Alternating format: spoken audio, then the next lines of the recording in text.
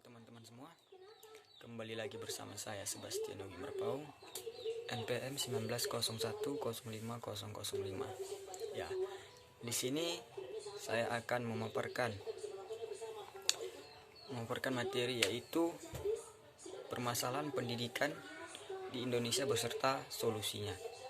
Di mana video ini saya buat untuk memenuhi tugas akhir mata kuliah profesi kependidikan yang diampu oleh Ibu Chani Lawrence Sianturi, MPD. Ya, langsung saja. Salah satu permasalahan pendidikan di Indonesia yaitu rendahnya kualitas tenaga pendidik di Indonesia. Tenaga pendidik memegang peran penting di dunia pendidikan yang harus selalu optimal dalam mengantar peserta didik untuk melalui masa-masa perkembangan dan pertumbuhannya dalam memahami makna pendidikan.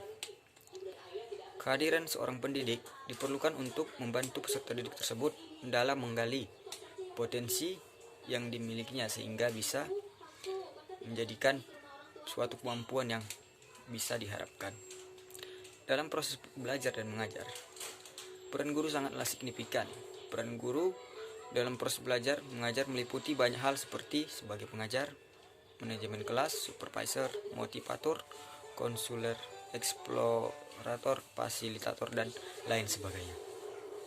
Namun pada kenyataannya, proses pendidikan di sekolah masih banyak yang mementingkan aspek kognitif daripada psikomotoriknya.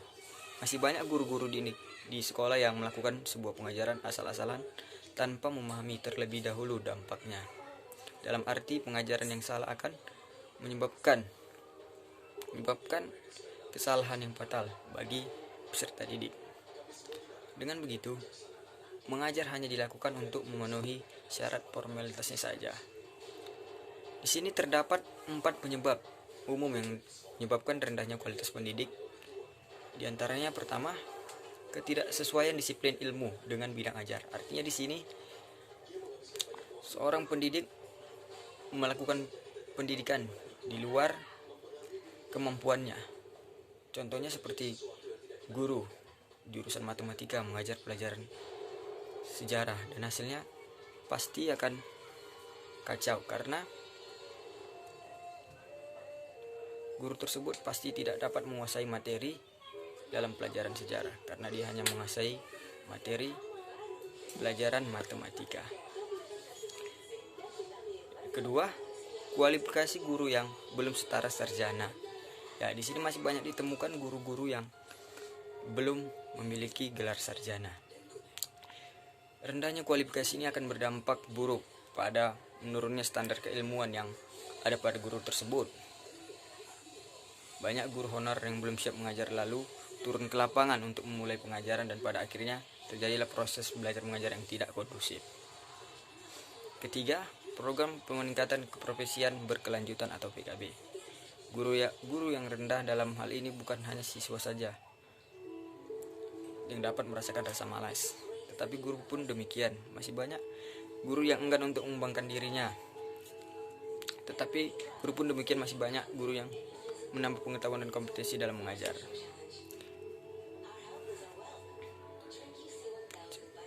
Seperti melakukan penelitian, pelatihan, dan sebagainya.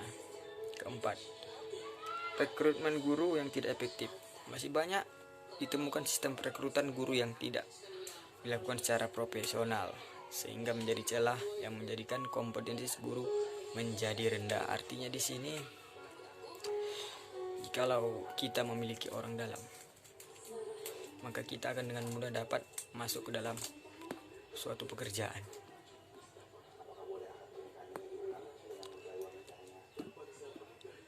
Berdasarkan uraian di atas, dapat saya simpulkan bahwa kualitas pendidikan tergantung dari kualitas pendidik. Banyaknya jumlah pendidik tidak menjamin bahwa kualitas pendidikan dapat meningkat. Namun yang sangat diperlukan adalah bagaimana seorang pendidik mengajarkan suatu pengajar dengan kemampuannya yang sudah terlatih atau sudah profesional dan bisa menciptakan peserta didik yang kompeten dalam segala hal, kreatif serta inovatif. Dalam soal pendidikan, belajar bukanlah sebuah proses untuk menjadikan siswa sebagai ahli, pada mata pelajaran tertentu. Siswa lebih membutuhkan pengalaman dalam belajar, bukan pengetahuan. Adanya pengetahuan tidak menjamin bahwa peserta didik mampu untuk bereksplorasi lebih jauh apabila tidak didukung oleh sebuah pengalaman yang sudah dilaluinya. Pengalaman dasar dapat menuntun dan mengarahkan peserta didik untuk mencapai sesuatu yang ingin dicapainya. Karena itu, kualitas pendidik menjadi syarat utama tercapainya kualitas belajar yang baik. Artinya, jikalau guru yang sudah memiliki kualitas yang bagus, tentunya akan menghasilkan calon-calon para peserta didik yang memiliki kualitas baik pula. Di sini solusi yang dapat dilakukan adalah dengan pemberian bantuan secara teknis. Maksudnya adalah pemberian bantuan secara langsung dengan tenaga pendidik. Berikut ini beberapa upaya yang dapat dilakukan untuk meningkatkan kualitas tenaga pendidik.